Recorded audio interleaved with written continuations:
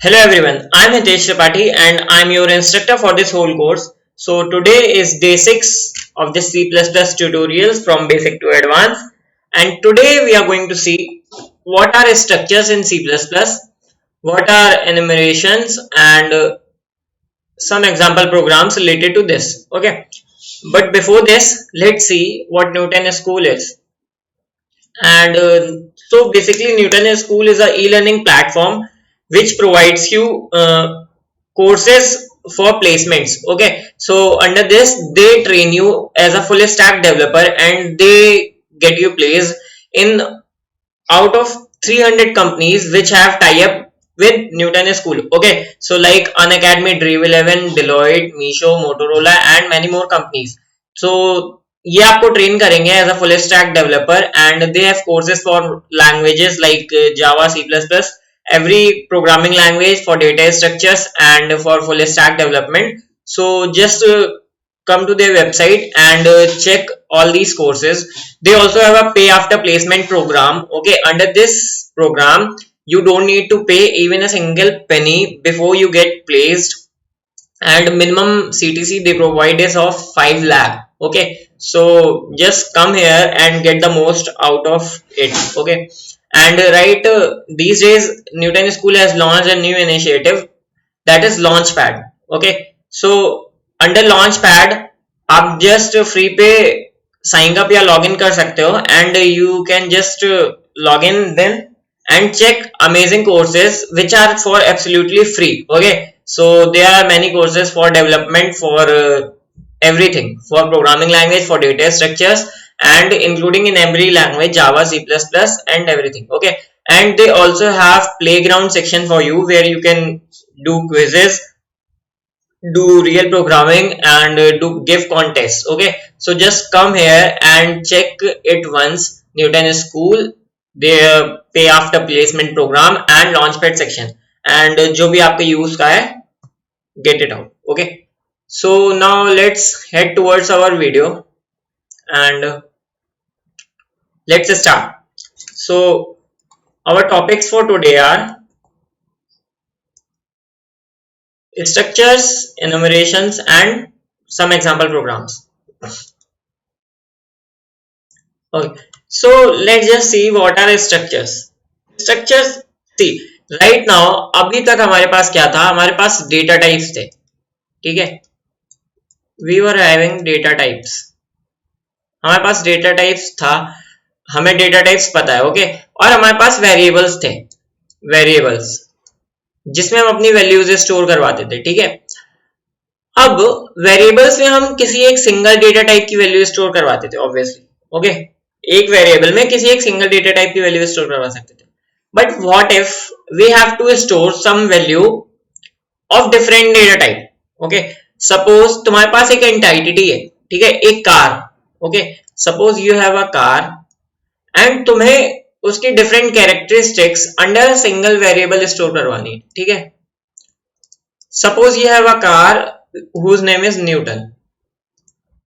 ठीक है, अब न्यूटन की कुछ कैरेक्टरिस्टिक्स हैं, like colour is red and it is an XUV and large tyres. ठीक है, tyre size large. These are some characteristics of car named in Newton. Okay, so you can say that here is a car और उसकी ये कुछ characteristics है. But अब यहाँ पे देखो, क्या ये जो कैरेक्टरिस्टिक्स हैं इनकी डेटा टाइप्स क्या क्या है. रेड, एक्सयूवी भी तुम्हारा मान लो कुछ आ गया स्ट्रिंग में, ये भी स्ट्रिंग में आ गया. लार्ज के लिए suppose you are not writing it as a whole large and you are giving it as L or small, large or small. So ये क्या हो गया, तुम्हारा कैरेक्टर हो गया, ये स्ट्रिंग हो गया और ये भी स्ट्रिंग हो गया, है ना. तो ये डिफरेंट डेटा टाइप्स हो गए. अब तुम मान लो कि इनको एज अ एंटाइटी एक साथ स्टोर करवाना चाहते हो. Here comes the use of structure. Okay, so structure is a user defined data type. ठीक है, जो एक ऐसा डेटा टाइप जो खुद अपने लिए तुम डिफाइन करते हो और उसमें more than one data type के वैल्यूज आ सकते हैं. ठीक है, more than one data type के. अब बेसिक सिंटेक्स क्या होता है? बेसिक सिंटेक्स सब डिक्लेरेशन का बता रहा हूं, ठीक है। तो बेसिकली तुम अगर एक मान लो कि तुम जैसे कोई डेटा टाइप यूज करते हो इंट, स्ट्रिंग, तो इन सब की डेफिनेशन तो क्या होती है तुम्हारे हेडर फाइल में होती है, ओके। बट अब तुम एक स्ट्रक्चर डेटा टाइप बना रहे हो तो इसकी डेफिनेशन तुम्हें देनी पड़ेगी, है ना। तो इसकी डेफिनेशन कैसे लिखते हैं? तुम सबसे पहले एक वर्ड लिखोगे स्ट्रक्ट, तुम बताओगे कंपाइलर को कि मैं एक स्ट्रक्ट टाइप का डेटा टाइप बना रहा हूं। फिर यहाँ पे एक अपना नेम लिखोगे जो भी तुम्हारे डेटा टाइप का नेम है। Suppose in this case we have car. अब मैंने एक ब्रैकेट डाला और ब्रैकेट को एंड से क्लोज कर दिया, ठीक है, सेमीकोलन। अब यहाँ पे तुम उसकी कैरेक्टरिस्टिक्स लिखोगे, that is suppose string S, ठीक है, और you can say string colour, इसमें तुम्हारा कार का कलर स्टोर होगा। स्ट्रिंग टाइप, इसमें तुम्हारा ये स्टोर होगा, SUV है या कुछ भी है, ठीक है। और third thing will be car size, ठीक है, इसमें तुम्हारा ये स्टोर होगा कि लार्ज है या स्मॉल, ठीक है, L और S। तो ये तुम्हारा एक स्ट्रक्ट की डेफिनेशन हो गई, या फिर यू कैन से एक कार डेटा टाइप तुमने बनाया और उसकी ये डेफिनेशन हो गई। अब तुम इस कार डेटा टाइप की डेफिनेशन तो दे दी, अब इस डेटा टाइप को यूज कैसे करोगे, है ना। तो अब तुम्हें ये समझना है कार, मैं इस सबको एक सेकेंड इरेज कर लूं। सो आपने एक data type, user defined data type की डेफिनेशन लिख लिया, अब तुम्हें उसको यूज करना है। तो यूज ऑब्वियसली तुम कहां पे करोगे? मेन फंक्शन के अंदर, है ना, या फिर किसी फंक्शन के अंदर अपने कोड में, okay fine. Now how do we use it, let's just see, ठीक है। तुमने एक स्ट्रक्ट कार बना लिया, अब तुम्हें जब यहां पे यूज करना है तो तुम सिंपली क्या लिखोगे? तुमने जैसे एक डेटा टाइप बना लिया, जैसे सपोज हमने एक डेटा टाइप बनाया था इंट, तो अब हमारे पास वैसे ही एक डेटा टाइप है कार, ठीक है। तो अब हम सिंपली क्या लिखेंगे?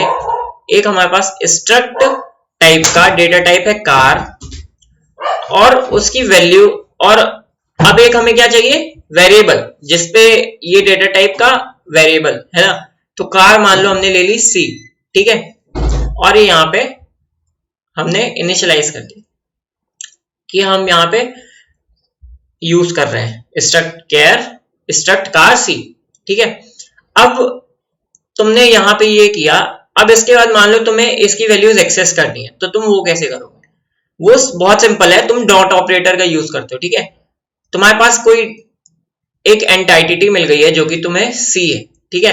अब तुम्हें इस एंटाइटी की कलर, टाइप और साइज वैल्यू यूज करनी है, तो कैसे करोगे? C डॉट कलर, ठीक है, it will simply give red. C dot type, it will be simply equals to XUV, and C dot size, and it will be simply equals to large, okay। so ऐसे कुछ use करते हैं। अब इसके कुछ highlights हैं जो कि मतलब तुम्हारे लिए और क्लियर कर देंगे स्ट्रक्चर्स, ठीक है। सो वो देखते हैं। Structure keyword during initialization, struct keyword during initialization is not needed, okay. So हाँ, यस, जैसे एक डेटा टाइप तुमने बना लिया कार, अब हम जैसे हमारे पास एक डेटा टाइप था इंट, ओके, वैसे ही हमारे पास एक डेटा टाइप है car. So we don't need to tell compiler every time that car is a data type of struct type, ठीक है, स्ट्रक्चर कार है। तो हम स्ट्रक्ट कार C ना लिखने की जगह सिर्फ कार C भी लिख सकते हैं C++ में, okay, and it will also work fine. Now, during declaration, no memory is allocated to variable, or you can say in definition. Declaration means here is when we are writing definition. Suppose in previous slide जब हमने ये definition define की थी, ठीक है, किसी data type की, अब यहाँ पर जब तुम किसी चीज की definition define कर रहे हो तो ऐसा तो है नहीं कि तुमने कार के लिए एक मेमोरी स्पेस अलॉट कर दिया, है ना। जैसे कि तुम्हारी हेडर फाइल्स में इंट, स्ट्रिंग ये सब डिफाइंड थे, तो तुमने क्या इंट के लिए स्टोरेज स्पेस डिफाइन कर दिया था? Obviously not, okay. So in the same way यहाँ पे जब तुम डेफिनेशन दे रहे हो, जब तुम कोई भी मेमोरी स्पेस अलॉट नहीं करते, अनटिल एंड अनलेस तुम अपने प्रोग्राम में एक डिक्लेयर कर दो सेम टाइप का, ठीक है, स्ट्रक्ट टाइप का data variable. Now, since there is no memory allocation, okay, so there can be no initialization in C. Okay, और सिंपल वर्ड्स में बोलता हूं, सपोज तुमने एक स्ट्रक्ट टाइप बनाया, ठीक है, इंट, इसकी एक कैरेक्टरिस्टिक थी इंट साइज, और साइज इज इक्वल्स टू तुम्हें इनिशियलाइज करना था 0 से, ठीक है, like we initialize some variables in our code, like एक इंटीजर वेरिएबल लिया और हमने उसको 0 से इनिशियलाइज किया.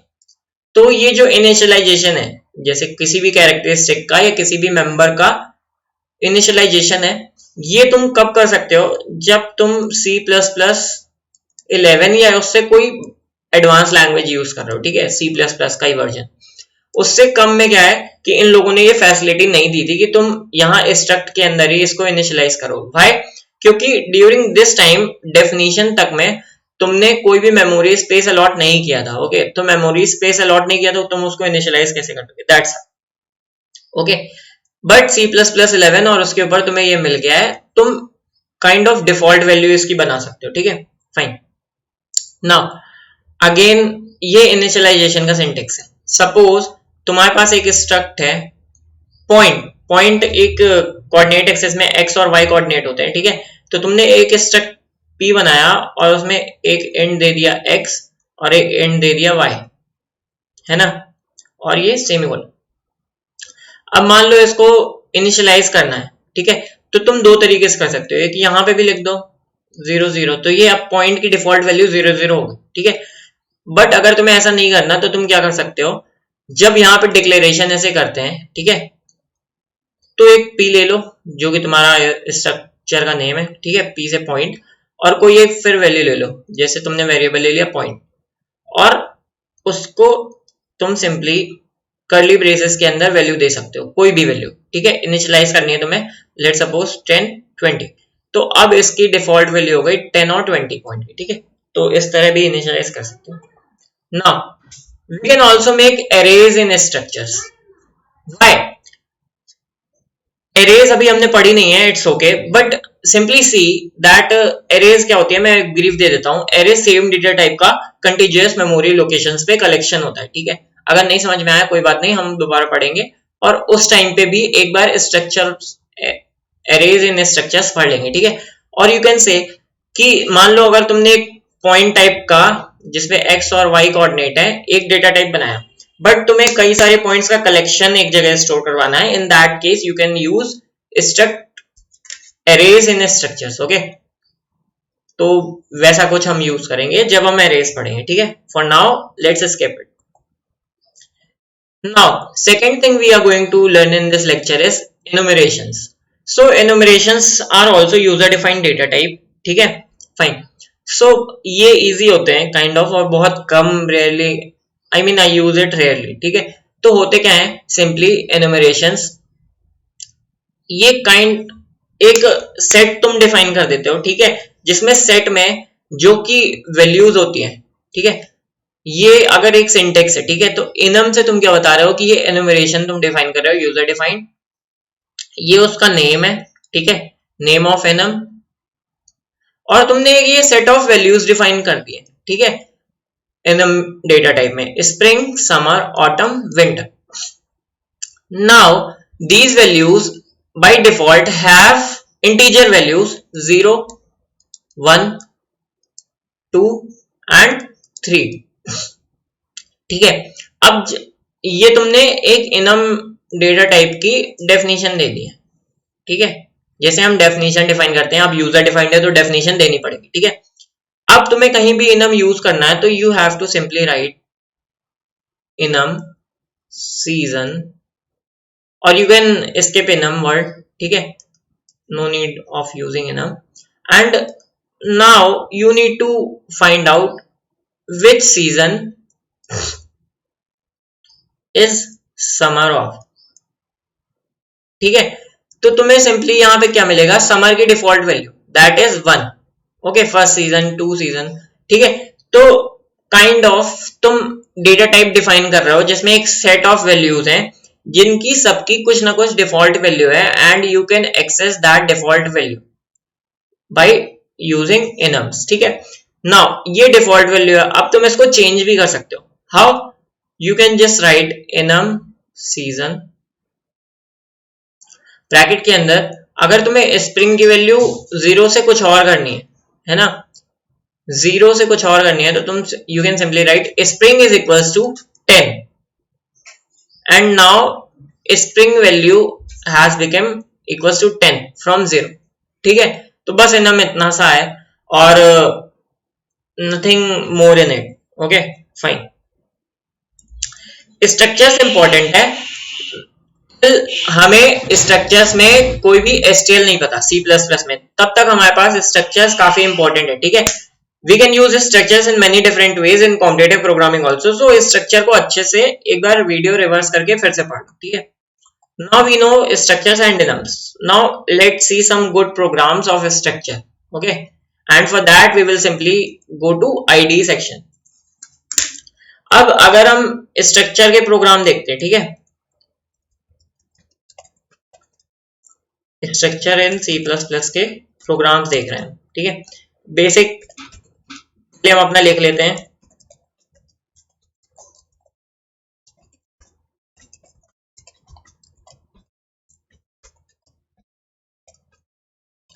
मेन फंक्शन आएगा यहाँ पे, है ना। अब डेफिनेशन देनी है हमें, है ना, तो डेफिनेशन तो मेन फंक्शन के अंदर नहीं देंगे हम। मेन फंक्शन के अंदर तो हम वो वाला कोड लिखते हैं जो हमें एक्सिक्यूट करवाना है, डेफिनेशन हमें एक्सिक्यूट नहीं करवानी होती है, हमें डेफिनेशन कंपाइलर के लिए लिखनी है ना। So we will write our definition here above main function. Okay, what we do is struct. Okay, after that हमें कोई भी एक नेम देना है। So let's say Newton, Newton दे दिया मैंने, ठीक है। अब न्यूटन के अंदर उसके member functions, so let's say Newton का ओरिजिन दे दिया, वो कब ओरिजिनेट हुआ है, एंड सेकेंड मैंने न्यूटन का एक कुछ भी एक नेम दे दिया, ठीक है, न्यूटन का नेम, और न्यूटन का नेम हम रखेंगे स्कूल, ठीक है, और लास्ट में सेमीकोलन। ये हमारा डेफिनेशन दे दिया हमने, एक न्यूटन डेटा टाइप बना लिया अपना, ठीक है। Now if we want to use this data type, what we will do is we will simply initialize newton and let's say we have a variable n। Okay, now let's say we are taking input from user, ठीक है। हम origin और name की value user से input लेंगे, तो वो कैसे करेंगे हम, we can simply write cin n dot origin, and इससे मैंने एक्सेस करना बताया था, n डॉट ओरिजिन में क्या आ जाएगा, आप सिंपली n डॉट ओरिजिन में वैल्यू स्टोर हो जाएगी, ठीक है। न्यूटन डेटा टाइप का एक वेरिएबल n है जिसमें n डॉट ओरिजिन की वैल्यू हम यूजर से ले रहे हैं। Then we will take value of n dot name. Now we will simply print it, n dot origin, n dot name, ठीक है, फाइन। अब अगर मैं यहाँ पे इनपुट देता हूँ, ओरिजिन लेट सपोज 1999 में हुई है या 2000 में हुई है, ठीक है, और वैल्यू मैंने दी school, SCHOO। Now if I will run the program,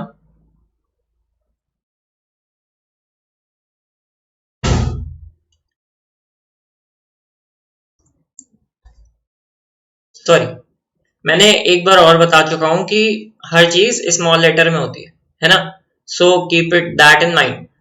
we simply get the output 2010 and school, जो कि हमने प्रिंट करवाया था, ऑरिजिन और नेम। ओके, सो स्ट्रक्ट एक बहुत इंपॉर्टेंट चीज है, ठीक है। इफ यू हैव एन, अब आगे की चीज तुम्हें क्या करनी है, you can play with struct, ठीक है। तुम कैसे भी डेटा टाइप्स बनाओ यूजर डिफाइंड और उसके साथ एक्सपेरिमेंट करो, and if you have any doubt again you can ask in comment section and subscribe this channel if you haven't done yet. I will complete this playlist okay and इस video के बाद से हमारी काफी important चीजें शुरू हो रही हैं, ठीक है। हमने बेसिक सी प्लस प्लस पढ़ ली है and from after that, after this video we will see important things in C++. So again, if you haven't visited Newton School till now, just go and check their pay after placement program and their launchpad initiative and get the most out of it. Okay, so if you are, if you want to get trained for placements as a full stack developer, just go and check their program, and they have especially high skilled educators. Okay, and under launchpad also you can learn everything for free, so just come and get the most out of it for you. Okay, so thank you guys for watching this video. If you have any doubt, you can ask in comment section. Plus like this video and subscribe this channel. Thank you.